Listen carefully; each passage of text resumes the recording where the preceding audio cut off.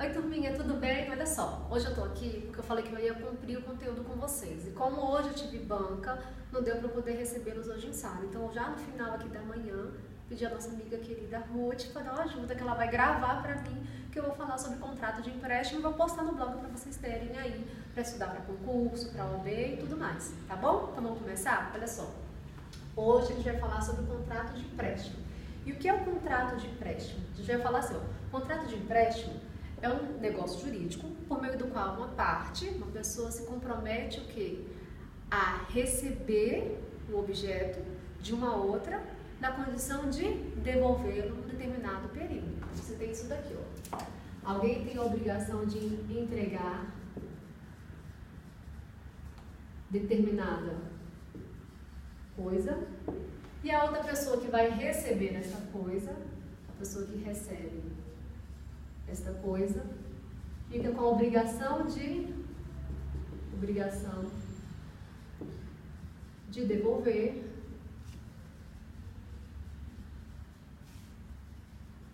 num também determinado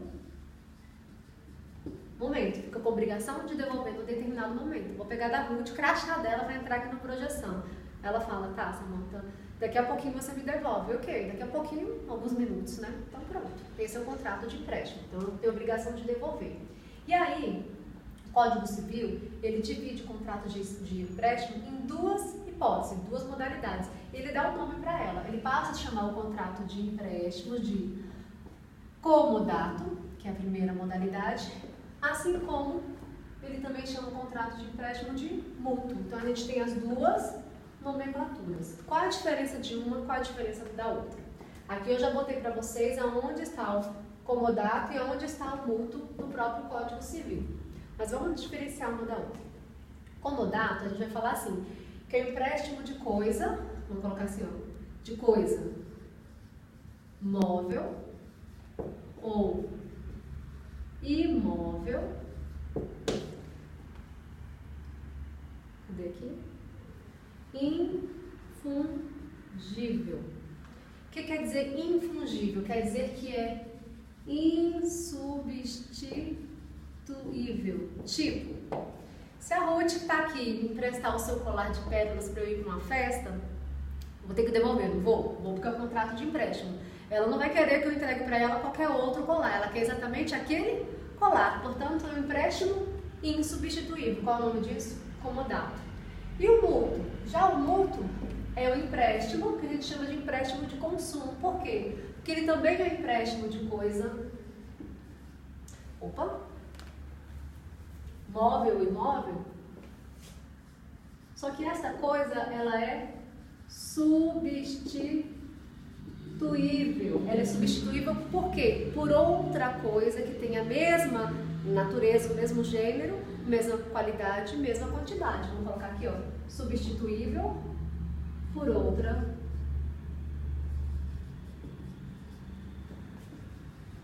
coisa com igual gênero, qualidade e quantidade.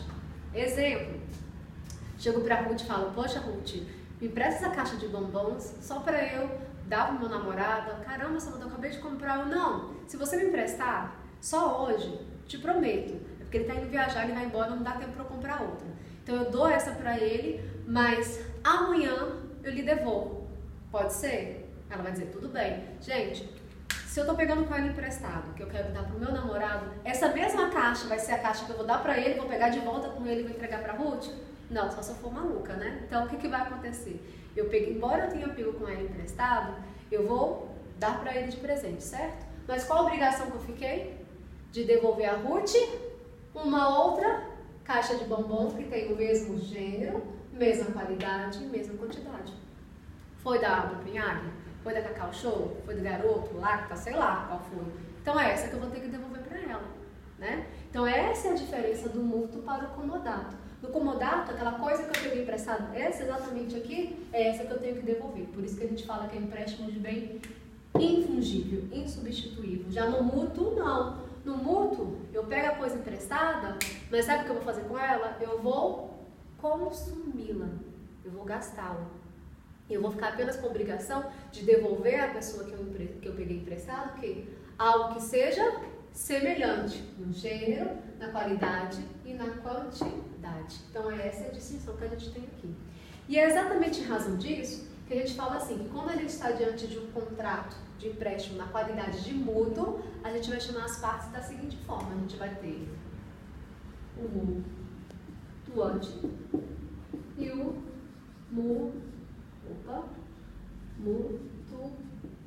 mutuário. O que empresta e o que recebe o empréstimo. Da mesma forma, no comodato, a gente vai ter aqui o comandante, né? O comandante e o comodatário. E o comodatário. Nós temos nomes distintos para tratar quem empresta e quem recebe o empréstimo nas duas modalidades. Além disso, uma coisa importante, que gosta de cair em provinha de concurso, é a modalidade de empréstimo chamada comodato ad pompam vel ostentationem. O que é isso? A gente acabou de ver que comodato é empréstimo de coisa o quê? Infungível, insubstituível. Se eu empresto o carro para a Ruth, para ela viajar, quando ela for me devolver, eu vou querer que ela devolva o quê? Exatamente este carro. Ela não vai pegar um outro da mesma gênero, qualidade e quantidade. Bem lógica isso, né? Mas aqui eu vou ter uma situação que eu vou estar pegando um bem, olha a palavra, vou pegar um bem que ele é, na verdade, substituível, ou seja, que é fungível, e vou dar para ele característica, natureza, qualidade de bem infungível. Exemplo, professora. Se falar assim, Ruth, tu me empresta um frango que eu quero cozinhar? Ela fala, fechou, tem um monte lá em casa, tranquilo. Peguei o frango com ela emprestado. Usei, consumi no almoço lá em casa. Perfeito. O que acontece? No dia que eu combinei com ela, eu vou ter que devolver o frango. Vou devolver exatamente este frango, gente? Não, vou devolver o outro. Vou comprar um outro e vou devolver para ela. Por isso eu tenho um empréstimo de coisa que eu posso substituir por outro da mesma qualidade e quantidade. Portanto, o empréstimo é de bem fungível, por isso chamamos de empréstimo de consumo. Mas vai ser diferente se eu pegar esse mesmo bem, que é fungível, que é substituível, e falar assim, Ruth, sabe o frango que você fez, que é para uma ornamentação, que você botou flores, botou arranjo, botou até um produtozinho lá para ele conservar durante uma semana, e assim, até por causa desse produto que você colocou, ninguém pode comer, senão a pessoa passa mal. Pois é, como eu vou ter uma feira de produtos alimentícios lá no meu setor, eu queria levar o seu frango para ele servir lá de cenário. Eu só iria usar ele hoje à tarde e depois eu te devolvo para você continuar usando lá na sua loja. Ela fala, fechado. Gente, esse frango que eu peguei para ela, a gente sabe que o frango é um bem fungível, substituível. Mas esse frango, eu não vou poder fazer assim, pegar com ela emprestado, ir no mercado, comprar qualquer outro frango e depois devolver para ela. Eu vou ter que devolver a ela exatamente o mesmo frango, aquele que ela me emprestou. Então eu estou pegando um bem que a priori, em regra, seria fungível, seria substituível, estou dando natureza, qualidade, força a ele de quê? De bem infungível, bem insubstituível, dada a relevância da particularidade que ele teve. Isso é o que nós chamamos de comodato ad pompam vel ostentationem, que serve apenas para ostentar, para ornamentar uma situação bem particular, ok? Seguindo, vamos falar um pouquinho agora das características do empréstimo, né? Isso aqui se aplica tanto ao mútuo quanto ao comodato. O empréstimo, ele é um contrato típico, por quê? Porque ele está previsto em lei, previsão legal, tá aí. Nominado, porque ele está tipificado, ele está nominado na própria norma. Código Civil que dá um nome para ele, então tá lá. Real, isso aqui a gente já falou algumas vezes. Ele é real, gente, porque ele só se concretiza por meio da tradição. Se eu falar, Ruth, você me empresta aquela blusa para eu poder passear? Ela fala, fechou, te empresto. Aí ela, olha, Samanta, você nem foi lá em casa pegar blusas? Ela fala assim pra ela, puxa, você sabe que eu ganhei uma de presente? Muito parecida, aí eu vou achar, nem vou precisar pegar. Então, se eu não peguei emprestado, não houve o empréstimo. Então, não basta apenas o acordo de vontade. É necessário que haja entrega à tradição. Por isso, ele é considerado um contrato real. Unilateral, por quê? Porque só um lado que tem obrigação aí, o outro não, ok? Gratuito, porque o empréstimo ele é feito de natureza gratuita. Ninguém exige uma contraprestação da outra parte por causa disso, não. Se eu entreguei a borracha emprestada, ok. A pessoa apenas tem a obrigação de me devolver, mais nada. Não tem ônus com relação a isso, tá? Mas nessa hipótese de gratuita, a gente tem duas exceções para falar aqui, que é o empréstimo modal e o mútuo federatício. O que é empréstimo modal? Empréstimo modal seria a seguinte situação: eu vou fazer um empréstimo para a Ruth, mas eu vou botar um encargo, vou botar uma condição para ela. Exemplo, ela fala assim: Samanta, você pode emprestar suas prateleiras para eu colocar na minha loja os produtos que eu vou comercializar durante esse mês? Pelo menos enquanto eu não compro umas para mim, eu falo, tranquilo, contanto que você na sua loja só venda coisas da minha bandeira, ou da bandeira tal, não venda de outra bandeira não. Ela falou, combinado, aceito. Ou seja, eu fiz empréstimo para ela, mas tinha um pequeno ônus, tinha um pequeno encargo. Mas encargo que não chega a descaracterizar a natureza do contrato de empréstimo. Ou seja, mesmo havendo encargo, não deixa de existir contrato de empréstimo mesmo, ok? Chega a ser um contrato de troca, um escambo, né? E o mútuo federatício. O mútuo federatício vocês conhecem muito bem. É o que nós chamamos de empréstimos a juros. É quando vocês vão lá no banco, pedem 5 mil emprestado e vão pagar um pouquinho mais por causa dos juros. É possível? É. Deixa de ser empréstimo? Não, continua sendo empréstimo, mas você também tem aqui o encargo, que a priori deveria ser pequeno, né, Ruth? Mais ou menos, né? Mas tá aí, são juros, tá bom? Fiduciário, por quê? Oh, tristeza. Porque aqui existe, né, ou pelo menos a gente pressupõe isso, a existência de uma relação de confiança. Por que a gente fala isso, gente? Você não vai emprestar uma coisa para alguém se você não confia que essa pessoa realmente vai cumprir o que ela tá falando. Essa é a verdade, né? Ou seja, você não vai emprestar achando que ela não vai te devolver, né? Ah, professora, eu já passei por isso, porque eu sei. Eu lembro uma vez até hoje que a gente tinha uma... Como é que é o nome? Putz, deixa eu tentar lembrar. Era tipo uma churrasqueira elétrica. Eu não sei quem foi lá em casa. Sei que quando eu terminei de emprestar, eu virei pro meu marido e falei assim...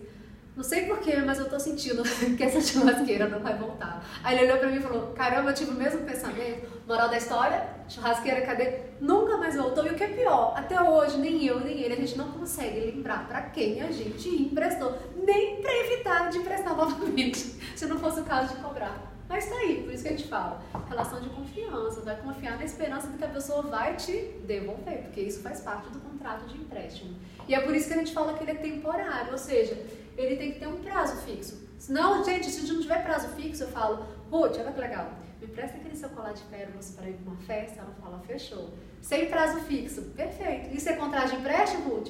Isso é doação, né? Vai ficar comigo ad eterna. Ela não vai querer isso, ok? Então tem que ter um prazo. Mas e se não tiver? E se ninguém falar nada? Porque às vezes acontece, né? A gente vai ter duas situações aqui. A primeira, para o empréstimo tipo comodato, e a segunda, para o empréstimo tipo mútuo. Vamos lá.